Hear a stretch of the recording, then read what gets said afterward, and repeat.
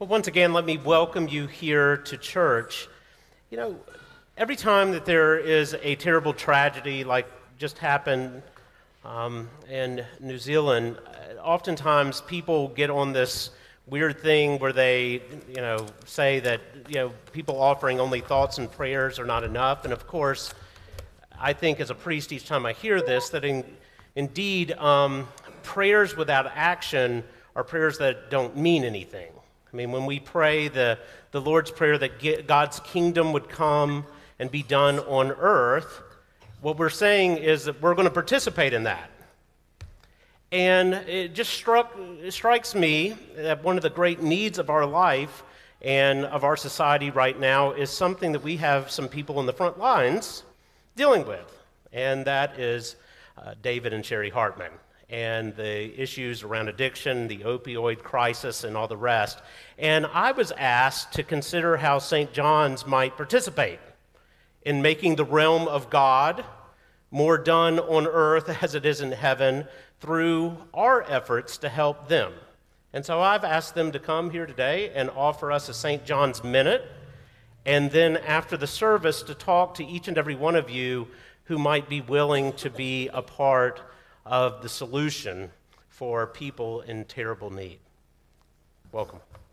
Thank you, Eric. Cheri and I want to extend our appreciation for being able to share some thoughts. Cheri and I have been involved in the treatment of addiction for many years and working with people with substance use disorders.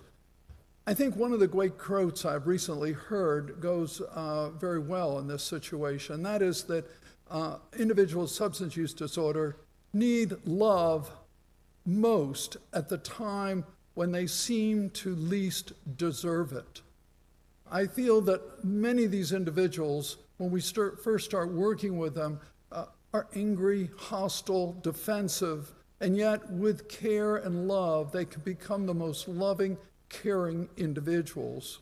I have the honor to work with a number of these individuals in 6 groups a week, and through the use of medication-assisted treatment, Suboxone, as well as group therapy, we've been able to see transformations of individuals into really loving human beings. These are the individuals that, as teenagers and in their 20s, give their parents gray hairs. But once turned around, they are often the ones that support their parents as they go into old age.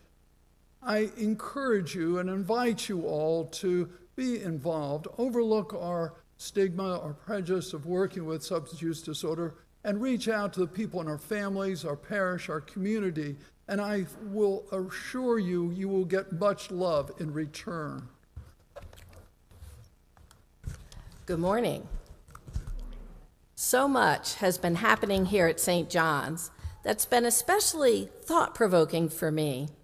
David Olson, about a month ago, gave a powerful sermon inviting us all to reflect on what makes us feel closer to God. Bishop Curry inspired us to consider how we can follow the path of love, because that is the Christian way. The way is love. All of our clergy provoke such thoughts. What does God want of us? To think about moments made holy through love. The first thought that comes to my mind is the moment that our granddaughter, Emmeline, was born. And I think of seeing the nurse in the delivery room put our granddaughter, her newborn tiny little hand, into the hand of her grandfather, her pop-pop, right here. A sacred, rare, loving moment as Dave touched that little newborn hand. It's hard to compare such a rare moment with anything else. Certainly not as rare, but in fact almost common, are the precious times Dave and I experience working together at work and also as volunteers at the Bradley Free Clinic, where we volunteer in the Bradley Hope Initiative. We're not delivering babies there, you'll be glad to know. But we are reaching out and touching folks who feel so vulnerable and in need of love. People who feel broken apart by their disease of addiction, who've lost hope, and whose shame has made them lose sight of their own value, feeling so small, so lonely, unlovable, and vulnerable as they put themselves into our hands. Just by accepting these oftentimes young men and women, just by listening to their tragic stories with love and compassion, and by providing hope that they can recover and they can find the help, the treatment they need, a sacred, precious moment unfolds. Reaching out for help feels like this act of prayer on their part. On my end, being trusted by such a vulnerable person feels sacred and privileged, even if all I've done is sparked a glimmer of hope and a sense of value as a worthy child of God. This way of love is really something we can all do.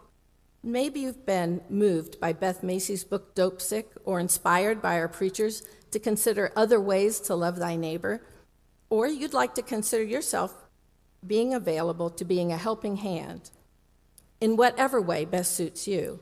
Or maybe you just have questions for us.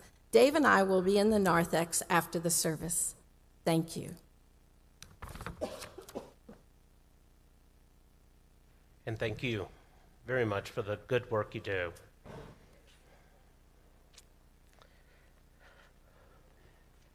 What I was told is that each and every one of us, without any training except what they will provide, are able to be a part of the solution here. And so I do encourage you to consider that and consider what role you might have in helping heal these people who desperately need God's work to be done in them through our hands and feet, the hands and feet of Christ. Let us walk in love as Christ loved us and gave himself for us, an offering and sacrifice to God.